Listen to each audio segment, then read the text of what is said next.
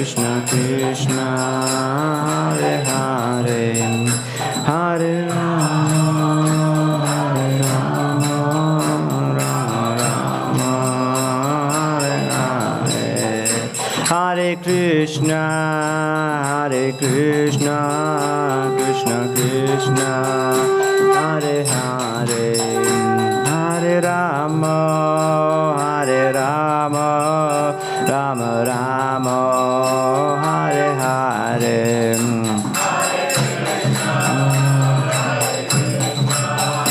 Krishna Krishna Hare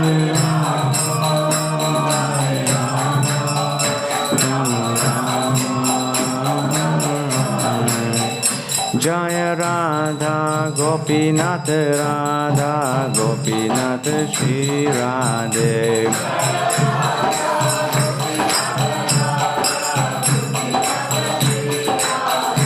Jaya Gauranitai Jaya Gauranitai Jaya Gauranitai Jaya Gauranitai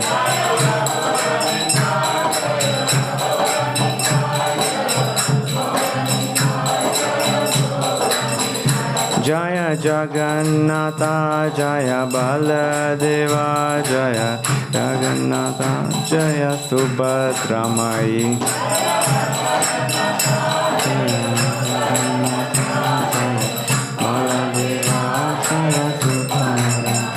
Jaya Jaya Prabhupada Prabhupada Prabhupada Jaya Jaya Prabhupada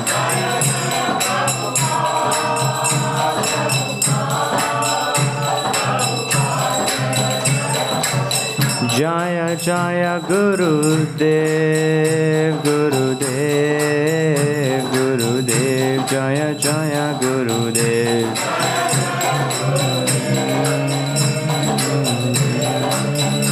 Gurudev Jaya Jaya Gurudev Hitai Gaur Premanande Anibol Jai Om Vishnupad Paramahamsa Parivajagacharya Ashtottara His Divine Grace Srila A.C. Bhaktivedanta Srila Prabhupada Ki Jai Om Vishnupad Paramahamsa Parivajagacharya Ashtottara Shri Srimad His Divine Grace Bhakti Siddhanta Saraswati Goswami Maharaj Srila Prabhupada Ki Jai Ananta Koti Vrindavan Dham Ki Namacharya Srila Haridas Thakur Ki Jai प्रेम से कहो श्री कृष्ण चैतन्य प्रभु नित्यानंद श्री अद्वैत गदाधर श्रीवासादि गौर भक्त वृंद की जय श्री श्री राधा गोपीनाथ की जय गौर प्रेमानंदे all glories to the assembled devotees all glories to the assembled devotees all glories to Shri Guru and Shri Gauranga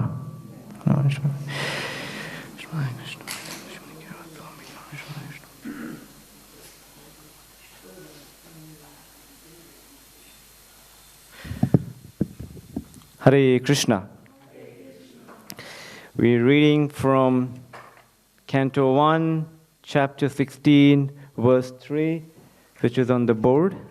So we begin with our invocations. Om Namo Bhagavate Vasudevaya.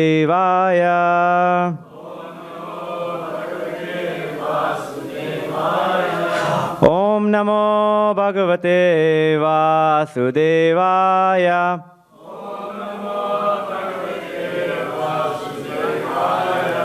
Om Namo Bhagavate Vasudevaya.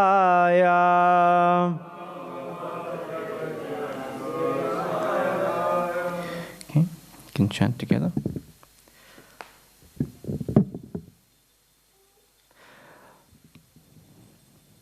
Ajaharasvam medam strin Gangayam bhuri dakshinan Saradvatam gurum kritva Deva yatrakshi gocharaha Ajaharasvam medam strin Gangayam bhuri dakshinan Sharadvatam gurum kritva Deva yatra kshigocharaha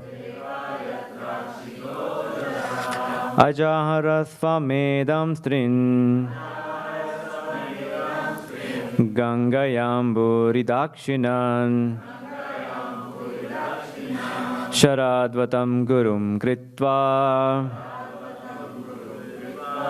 Yat deva yatra kshigocharaha Vaishnava Tajarasvamedam strin Gangayam Guridakshinam Jantam Gurum Kritva Deva Yatrakshi Gocharaha Ajaharasvamedam strin Gangayam Buridakshinam Saradvatam Gurum Kritva Devam Yatrakshi Gocharaha Ajarasvamedam strin Gangayam Buridakshinam Sharadvatam Gurum Kritva Deva Yatrakshi Gocharaha Ajaharasvamedam strin Gangayam Buridakshinam Sharadvatam Gurum Kritva Deva Yatrakshi Gocharaha. Vaishnavis. Ajaharasvamedam strin Gangayam Buridakshinam Saradvatam Guru Stritva Devayam Takshi Gocharaha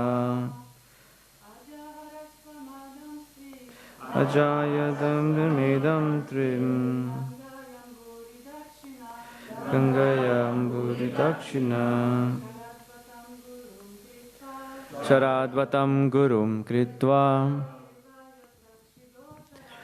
Deva Yatrakshi Gocharaha Ajaharasvamedam strin Gangayam Buridakshinan Saradvatam Guru Kritva Deva Yatrakshi Gocharaha.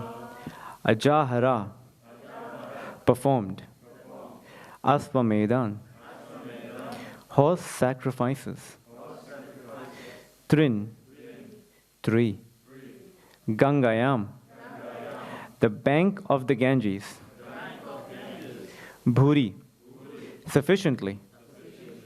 Dakshinan, rewards. Saradvatam, unto. Kripacharya, Gurum, spiritual master. Kritva, having selected. Devaha, the demigods. Yatra, wherein. Akshi, eyes. Gocharaha, within the purview. Translation. Maharaj Parikshit, after having selected Kripacharya for guidance as his spiritual master, performed 3 horse sacrifices on the banks of the Ganges. These were executed with sufficient rewards for the attendants. And at these sacrifices, even the common man could see the demigods. Purport by His Divine Grace, Srila Prabhupada. Srila Prabhupada ki. It appears from this verse that interplanetary travel by the denizens of higher planets is easy. In many statements in Bhagavatam, we have observed that the demigods from heaven used to visit this earth to attend sacrifices performed by influential kings and emperors. Herein also we find that during the time of the horse sacrifice ceremony of Maharaj Parikshit, the demigods from the other planets were visible even to the common man due to the sacrificial ceremony. The demigods are not generally visible to common men, as the Lord is not visible. But as the Lord, by His causeless mercy, descends to be visible to the common man, similarly the demigods also become visible to the common man by their own grace.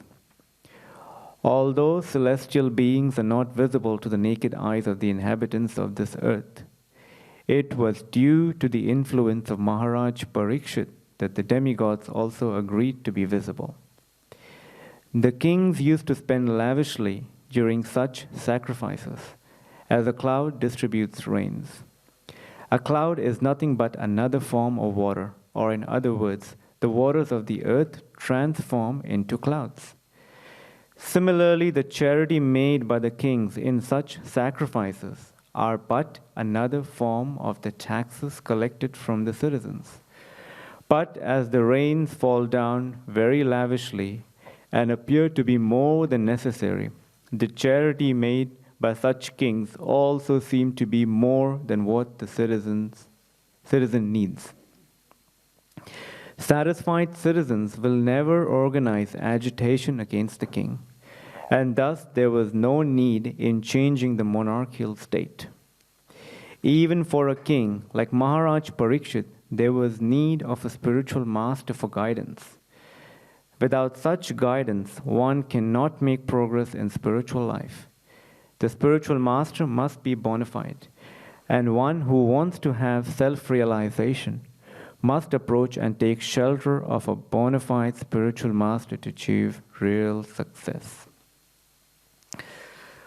Om Ajnantimirandhasya Gyananjana Shalakaya Chakshurunmilitam Yena Tasmai Shri Guruve Namaha Shri Chaitanya Manovishtam Stapitam Yena Bhutale Swayam Rupa Kadamayam Tadati Swapadantikam Vandeham Shri Guru Shri Yuta Padakamalam Shri Gurun Vaishnavamscha Shri Krupam Sadhudatam Sahagana Raghunathan Vitam Tam Sajivam Sadvaitam Savadutam Parijana Sahitam Krishna Chaitanya Devam Shri Radha Krishna Padan Sahagana Raghunath Vishakhan Vitamscha He Krishna Karuna Sindhu Dinabandhu Jagatpate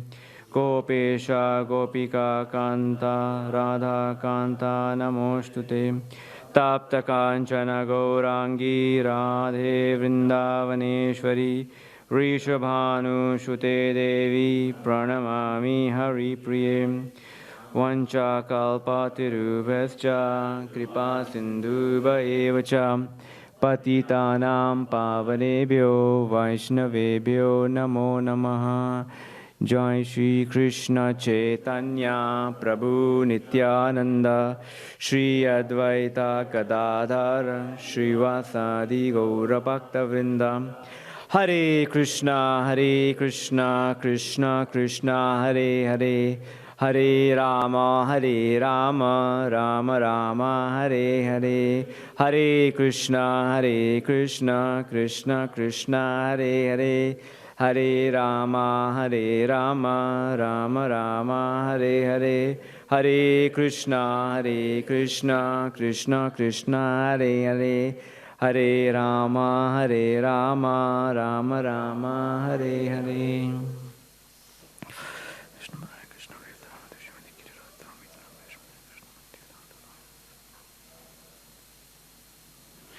Hare Krishna. Thank you all for being here. Before I start, I would like to seek all of your blessings. The assembly of Vaishnavas and Vaishnavis here, there are many of you here who are much senior to me in various respects by their realization, age, and most important, your sincerity to serving Shri Shri Radha Gopinath. I pray to be of some service to you, so please bless me in a way that I could speak something or whatever little that I could say could purify me, at the same time inspire all of us to get closer to Srila Prabhupada and Shri Shri Radha Gopinath. I'll read the translation again. Maharaj Parikshit, after having selected Kripacharya for guidance as a spiritual master, performed 3 horse sacrifices on the banks of the Ganges. These were executed with sufficient rewards for the attendants. And at these sacrifices, even the common man could see the demigods. Srila Prabhupada has packed this purport with quite a lot of information. And one thing that struck me when I read it was interplanetary travel. Something that fascinates all of us.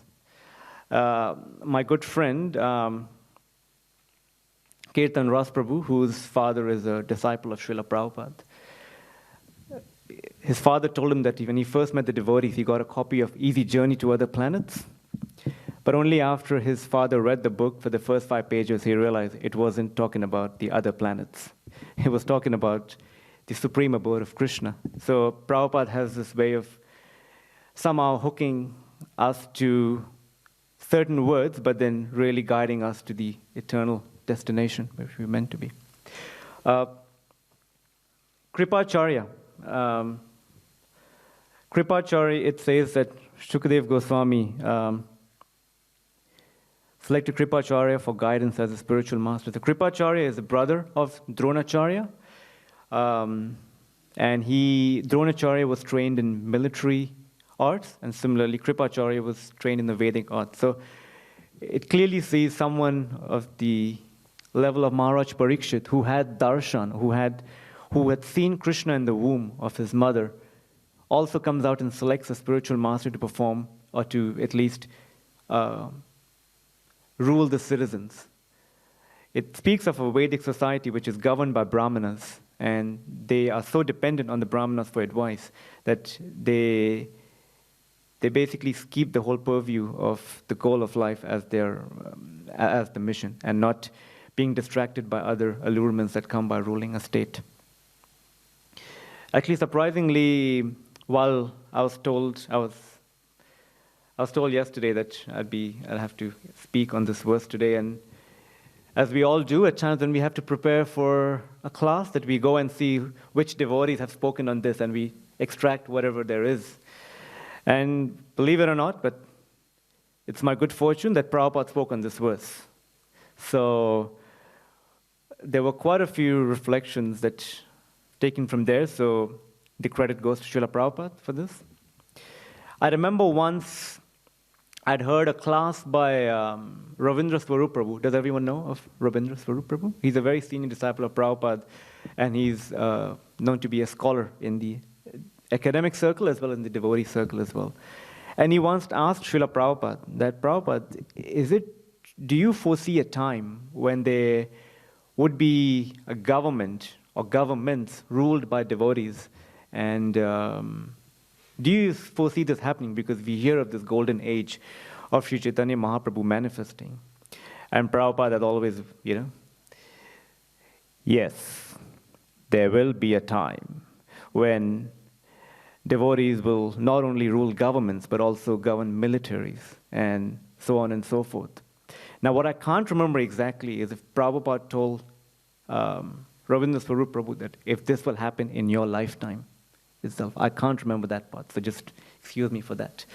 You can go look it up. I'll go look it up too. It just, in my fantasy, I just saw that. So Prabhupada did make a statement, yes, there will be a time that devotees will rule government. But we think of that as being something that'll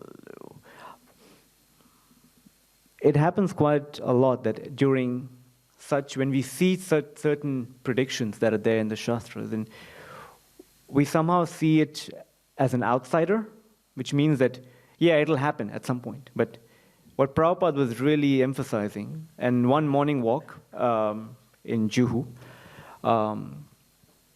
Prabhupada was walking with his disciples, and one disciple went up to Prabhupada and said, Prabhupada, it is said that only 10% of the world population will be devotees. So why all this endeavor to make all these, to create all these temples? And Prabhupada would just, pretend as though he didn't hear. Prabhupada, I am really disturbed that only 10% will be devotees. And Prabhupada, just walks. Prabhupada, please, can you shed some light on this? And Prabhupada took his cane and just stomped it on the ground. He said, yes, but by your preaching, if it can be 100%, why not? So Prabhupada will always want us to be accountable or want us to take responsibility for what's to be done. We see the state of the affairs today, and it's to some extent quite disturbing, or what's happening in the world. We have certain leaders around the world who have that power to literally destroy humanity by just one switch. And it's really disturbing to us, to our own Krishna consciousness. But nevertheless, the onus is with us, for us to really do what we can do to give the teachings of Sri Chaitanya Mahaprabhu to everyone. And quite often or not, this was told to me by one Prabhupada disciple, Mataji. She was actually, she was practicing Christianity, and in 1971, she, just by studying the Bible very rigorously, she came to the conclusion that she has to be a vegetarian.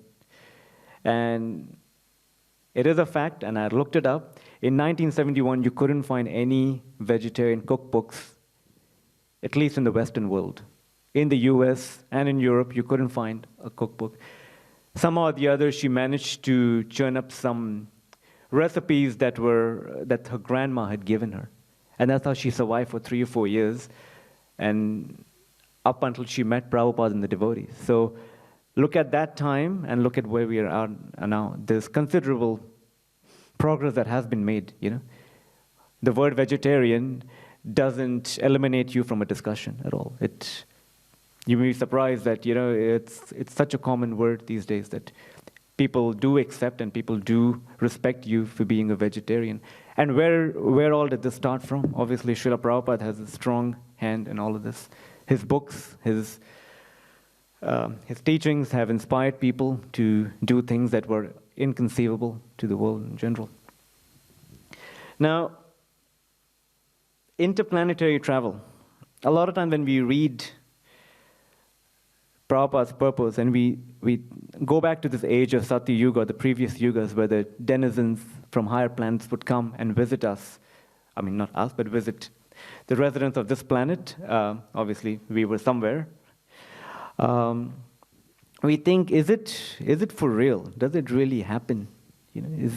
Maybe there's some exaggeration there. Or maybe it happens, but it must have happened, but I don't think it's even possible during this day and age. We sort of, in our own minds, we dismiss this fact that, demigods can actually come and see us, or we even minimize the importance of the process given to us by Srila Prabhupada. Does everyone here know of Mother Yamuna, Prabhupada disciple, Mother Yamuna? So Mother Yamuna, she basically, every morning the prayers that we hear, the Govindam prayers, are by Mother Yamuna. So Mother Yamuna, in a biography, she writes that there was one instance in Tittenhurst in London where their devotees had rented a hall, and then they'd basically they had a program there where they invited various locals from around the area to come and partake and get to hear from Srila Prabhupada himself. And she said that she was right next to Prabhupada, playing kartal for Prabhupada. Yeah, playing kartal for Prabhupada. And Prabhupada was leading kirtan, and it was getting ecstatic. And devotees was just jumping in joy. And all of a sudden, she saw that Prabhupada changed what he was singing. He switched to a bhajan by Narada, glorifying Narada Muni. Narada Muni bhaje vina radhika ramana. And she's like, what is this? And then Prabhupada went on for 20 minutes. And all of a sudden, she thought of maybe just hinting to Prabhupada. Prabhupada, tell us what to do. And then all of a sudden, Prabhupada switched to leading the Maha Mantra. And then the next morning, I think she was right there with some devotees who were serving Prabhupada. And then she went up to Prabhupada and asked, Prabhupada, what happened last night? You switched to a bhajan, glorifying Narada Muni. And Prabhupada said, oh, didn't you see Narada Muni there? He was there. He was very happy.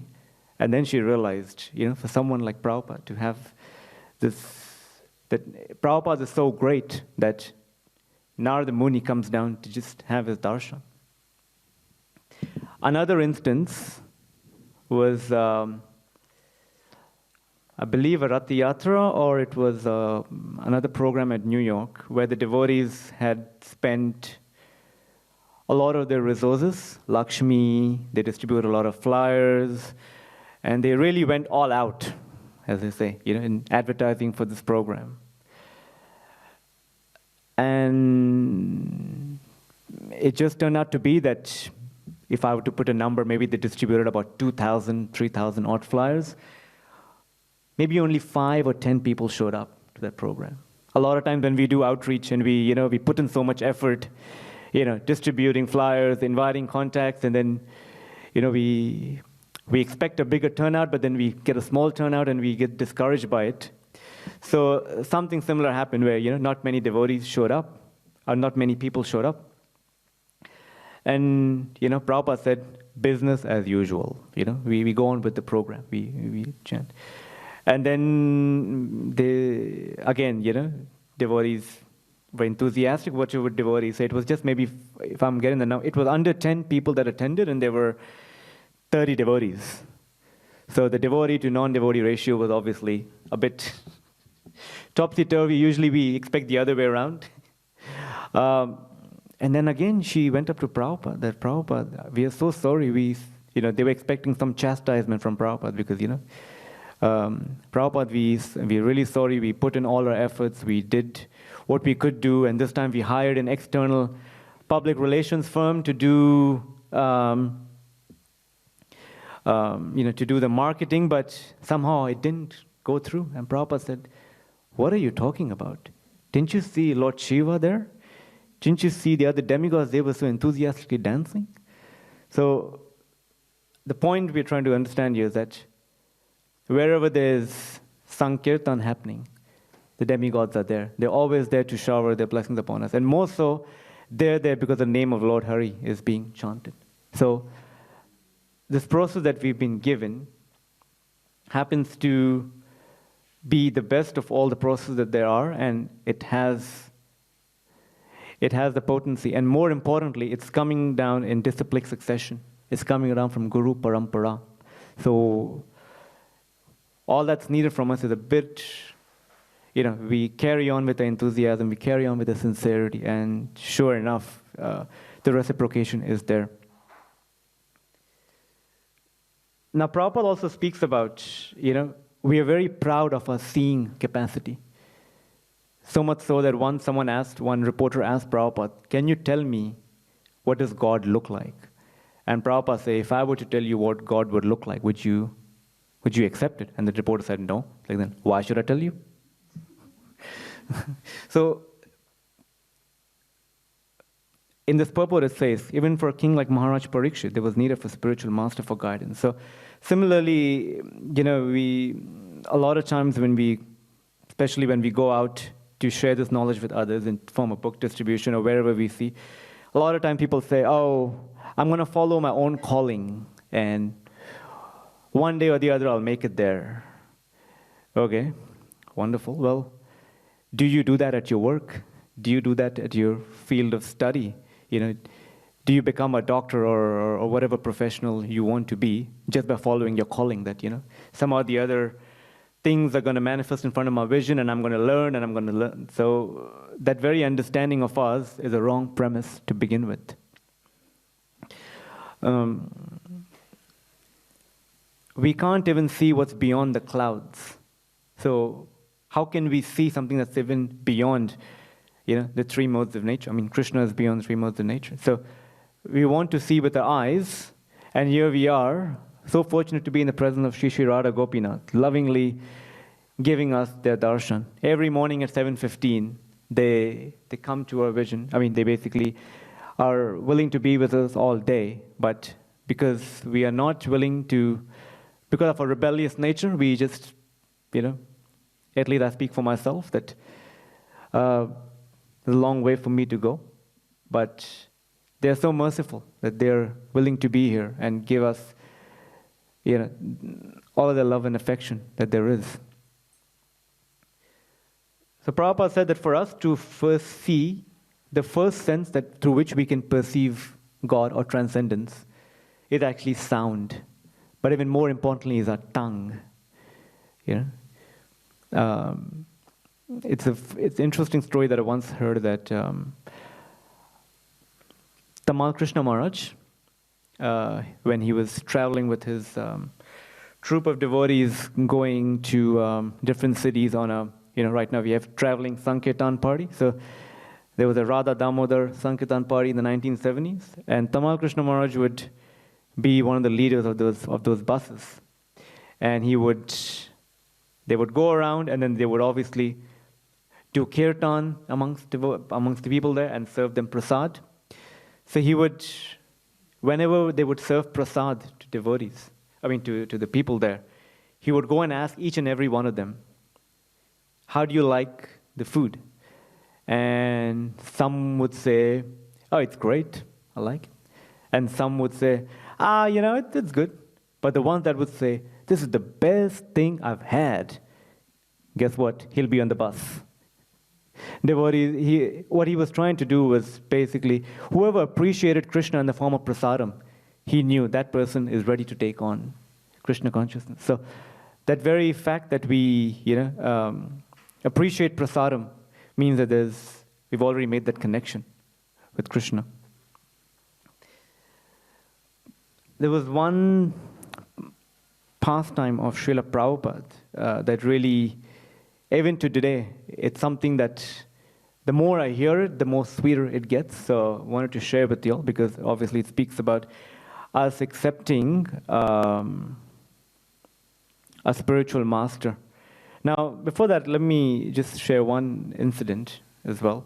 A lot of times, this question gets asked that, how do you find your spiritual master? Or, what is it there for us? There are so many gurus and teachers. How do we know if this is the one? Or how do we make that connection? So my Guru Maharaj was narrating once. The first time he met Prabhupada, he had met many gurus and, some Zen Buddhist teachers in Boston. So when he first met Prabhupada, actually it's quite funny because each and every teacher he went to somehow disappointed him. So much so that the day that the day that Prabhupada was going to come to the campus that he was studying, his university campus, he had a plan to go watch movies, with his friends. And when he told his friends, I really want to go see this guru, and his friends told him, come on, you're spending all your time with these gurus and yogis. All you do is get disappointed. Why can't you just be normal? Why can't you be like just one of us? And then Guru Maharaj being, non-confrontational. Okay, one last time. And after this, no more gurus and yogis. So when he went to see Srila Prabhupada, obviously he approached Srila Prabhupada, and then he said, he asked him the question that there was, obviously, after every lecture, Prabhupada would ask for questions, and then he put up his hand and said, there are so many gurus and yogis and teachers. How do you know which is genuine, which really, can connect us to transcendence? And Srila Prabhupada said, he just summed it up in 2 sentences. Do you want to hear? Do you want to become God or do you want to serve God? And again, Maharaj like, can you say? It all depends if you want to become God or do you want to serve God. Because if you want to become, because God, he said Krishna is God in all spheres of activity. He doesn't have to become God. So if you want to become God, why will God encourage that competition for you to become God? But if you want to serve God, He'll want you to serve. He'll want you to serve Him in every capacity. Similarly, every guru that you meet, just distinguished by these 2 characteristics. Are they showing you the way to become God or to serve God? And in that way, you'll know where to look. And Maharaj said that at that very moment, he decided to surrender his life to Srila Prabhupada because he knew that this was something that was genuine. He didn't.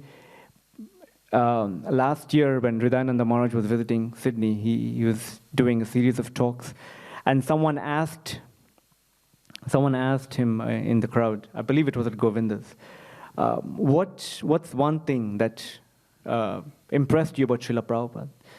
And Maharaj, without even a blink, said, "Oh, Prabhupada, there was not even a single moment where he was not engaged in the service of Krishna.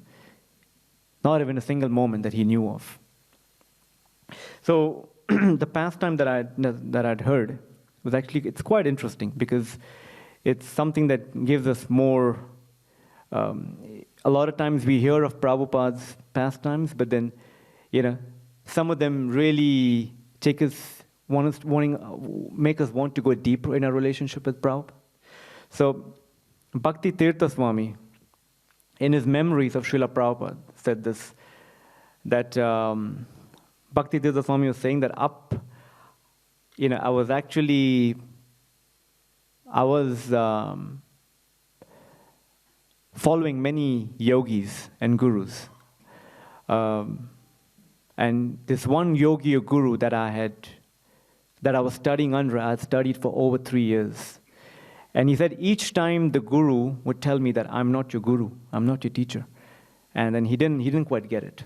So after about 3 years, Maharaj found another teacher, and Maharaj had already been initiated by some yogis and gurus. So when he met the second teacher said, "I'm Jagat Guru, and I will initiate you." And Maharaj was excited, and he took initiation and whatever. And then he happened to meet the first guru after like 6 months. And he said, "Well, I've met my teacher, and he claims to be Jagat Guru." And this first guru said, "Oh, that is nonsense. He's not Jagat Guru. He's a Mayavadi. He's an impersonalist. You don't, he's just cheating you. Don't follow prey to his words." And then he told Maharaj, "I'm not your guru, but do you want to know who your guru is? Do you want to know who Jagat Guru is?" And Maharaj said, "Yes, please." Then again he asked, "Do you really want to know who your guru is, who Jagat Guru is?" Maharaj said, "Yes, I would like to." And he said, "I'm asking you one final time, do you want to know who your guru is?" And he said, "Well, if you say one more time, I'll say no. So just please tell me now." Okay, your spiritual master is A.C. Bhaktivedanta Swami Prabhupada, the leader of the Hare Krishna movement. And the moment he said this, Maharaj was devastated. He was devastated because he said, "Them? I see these guys jumping around in orange bed sheets all day long. You say leader of him is my teacher?" And he said, "Look, you asked me and I've told you. Now you please go to him and get instructions from him." So anyway, he went. He met the devotees, he got all the books he could, and he would attend classes in New York. And then he said, my thought process was that I'm going to find fault in this. I'm going to find something in there that's going to rebuke the whole thing, that, I know this is not genuine. So he went in with that mentality, that the more he heard from devotees, the more he read, he was getting convinced. So much so that after 6 or 7 months, he moved into the ashram, and he was flown to Dallas to serve along with Satsvarup Maharaj. And he joined, obviously, Bhakti Tirtha Swami. And then a year or two later, he met the first guru that had told him, I'm not your guru. And he said, guess what? I've met Srila Prabhupada, and I've taken initiation. But I have some questions for you. Can you help me? And then Bhaktivedanta Swami says that each time the first guru would teach him about Ashtanga Yoga, some metaphysical stuff, he would always say, but Prabhupada would say this, Prabhupada would do this. And Maharaj said he thought at that time Prabhupada was maybe his uncle, or maybe his friend, or some person he didn't realize. And then when he asked his teacher, I have some questions for you, please help me. And then he got very upset. He's like, listen, you are doing a great offense to a pure soul, a teacher who's basically the Jagat Guru. And what he said after that is more interesting. He said, actually, when Prabhupada came to the West, a lot of us, meaning maybe yogis and gurus, stepped away from the world scene for Srila Prabhupada to take the center stage. And he said, I personally, I've trained you, or whatever I've taught you, is just for you to assist in your service to Srila Prabhupada. So, from now on, you're not going to come see me. You should dedicate your life to Srila Prabhupada.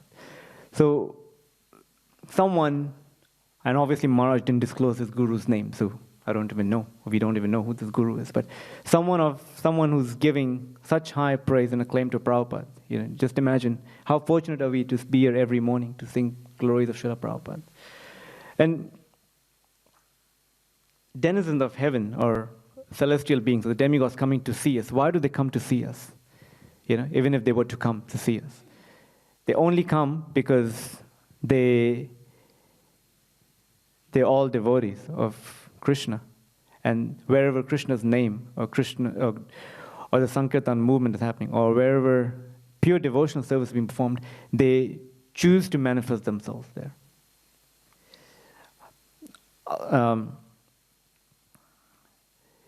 Reading these purports for us as devotees, we should come to the conclusion how wonderful Krishna is, how we should absorb ourselves in Krishna consciousness. Krishna is Yogeshwara. We see this picture here, Mahavishnu is breathing out millions of universes in one breath. And how wonderful it is that Radha Gopinath are right here. They're non-different. They're giving us this opportunity to serve Him, and how wonderful is it for us to even be here, to be serving them. So it speaks on the qualities of pure devotional service. Prabhupada would always say that Krishna as Super Soul is not lazy in your heart. He's actually very active. He's doing what, just look at where we were before we became devotees and where we are at now. Think of all that's gone in, Super Soul, Krishna is really doing what He does to change our lives or to bring us closer to Him. A lot of times we, as devotees, think that, does Krishna even hear me? Does Krishna even reciprocate? Is Krishna even there? Some of us, it's happened to some of us. Maybe not every time, but there are times when this question does get asked to us. So I'll conclude with this one story that is quite recent, and it's a very sweet story because it speaks of the glories of devotional service. 3 years ago, Niranjan Swami spoke of this. He spoke in his lecture. He basically spoke of this pastime that happened. And by the end of the class, he had tears in his eyes. And it was spoken at Sri Sri Radha Gopinath Temple in Chowpatty. So, here we are again at Sri Sri Radha Gopinath. So the story does have a parallel. There was a Prabhupada disciple, a Mataji disciple, by the name of Mother Isha in Boston. It's on Dandavat, so you can look up the story. Mother Isha was, at that time, during Prabhupada's time, she was the oldest of all the devotees, as she was in her 50s, whereas devotees being in their 20s. So she was always looked upon as a motherly figure for all these, for all these devotees. And she had such a soft and jovial personality that each time, you know what was her main service? She would be standing by the entrance with a jar of Simply Wonderfuls. And each time someone would come in, all that she would say is, Hari Bol, spirit soul, 110,000 tipo for hair. Welcome, please have this. And then she would personally give this to each and every devotee. That was a service for years and years. And she would obviously also help with BBT editing and so much and so on. Now, everyone that came in touch with her were touched by her sincerity. Sometimes it happens that when we practice for so long, material nature is such that we change, but she never changed. That was her beauty. So this was when she was 59 when she joined the movement, or 50s. And it happened later that in 2006, obviously Maharaj Niranjan Swami left the temple and he took sannyas and he started traveling. So he didn't have that contact with Mother Isha. And he, in 2006, he was notified that Mother Isha is actually very sick, and she's been moved to a facility where she's being looked after. So Niranjan Swami arranged for all his disciples to basically see what they can do is to move her to a facility where devotees can look after her. But Mother Isha's niece was very adamant, and she didn't want anything to do with devotees, and she literally made up a will that she should be barred from all devotee association.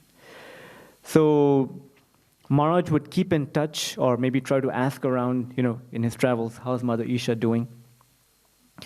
So much so that more recently, just 6 years ago, in his trip when he was visiting Boston, he basically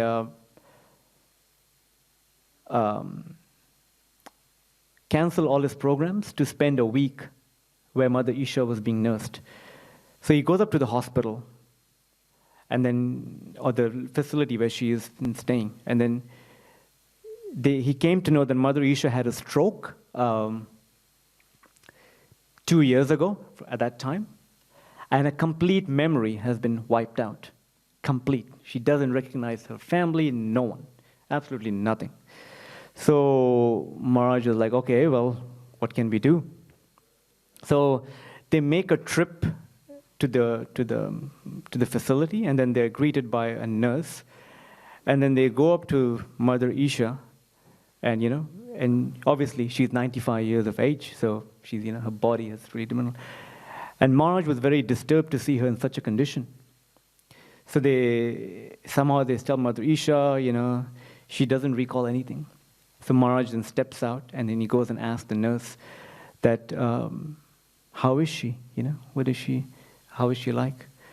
Oh, well, every afternoon at 2 p.m., she leads the Krishna chant. Maharaj is like, what? Every afternoon at 2 p.m., if you come today, she will lead the Krishna chant. Maharaj is like, okay, good deal, I'll stay back. Come back at 2 p.m. So at 2 p.m., there was her carer who wheeled her out into the living area, or wherever the people congregated. And she actually she led kirtan for half an hour. And Maharaj was just shocked. And then he later on came to her room, and then he was trying to hold her hand, and he was speaking to her about Prabhupada and Krishna. And the moment she heard Prabhupada, she said, all glories to the assembled devotees. All glories to the assembled devotees. All glories to assembled devotees. And Maharaj was just shocked and puzzled. What's happening? So much so that her entire memory has been wiped. And Maharaj made this point. See how amazing Krishna is. He took away everything from her, and all that he had to give was himself. Krishna took everything away. She couldn't even remember anything about her previous life. Only thing she remembered was the holy name and Prabhupada. How amazing this is that, for someone, she's not even, from the externals of it, she wasn't someone who really, was a frontline, Sankirtan soldier that we get to hear that they've done so much, but that her sincerity was such that Krishna entered into the inner chambers of her heart and never left. So that's what Maharaj was trying to make the point, that, again, he said, how amazing Krishna is that even despite taking everything away, he gave himself to her fully. And she led Kirtan every day at 2 p.m. That's the schedule. Other than that, she was not herself. She couldn't function. But then it just happened to be that Maharaj said, asked the disciples that, is it possible for you to film her leading Kirtan? So somehow or the other, devotees with their intelligence, using ways to sneak in where others can't, they told the carer who was caring for them that, please take this phone and just, because the devotees weren't even allowed there in that vicinity. So they gave her the phone and they recorded it. So if in your leisure, if you all want to go, just go into Dandavats and look up Mother Isha, and then you'll see a video of her leading Kirtan. And she left her body in perfect consciousness. So Prabhupada is pointing us to pure devotional service. Prabhupada is pointing us to take shelter of, Shri Shri Radha Gopinath here. And that is our success. Whether demigods come to our purview and we can perceive them or not. Well, they are there. Every evening we sing Gora Arati, and we sing that, Lord Brahma is performing the Arati, and, all these personalities are there. But do we see them? Well, it depends on if they want to be seen, and what's the level of surrender and sincerity we have. So, I have 5 minutes here. Thank you, everyone, for listening. If there's any question or comment or correction, please feel free to. I'll try to do what I can to answer, but please. Yes, Mataji Hare Krishna. I just thought I'd mention, I also saw a video once of an elderly lady in a nursing home. Yeah. A relative, like she suffered from dementia, I think she had Alzheimer's. Yeah. It was very, very advanced. She was very demented and she couldn't remember anything. And her relative came to see her and was very distressed, very attached to her. I think it was her mother or something. She was really unresponsive, she could barely think herself, she was really, really in a bad way. And this relative, wanted to engage with her somehow, so she started singing hymns, from her Christian upbringing. And she started singing with her, and she sang along. Jai. So she was able to participate only in that. Like she couldn't do anything else with her. She couldn't speak, but she sang along with these hymns that her daughter was singing. Beautiful. Thank you, Hare Krishna. Yes.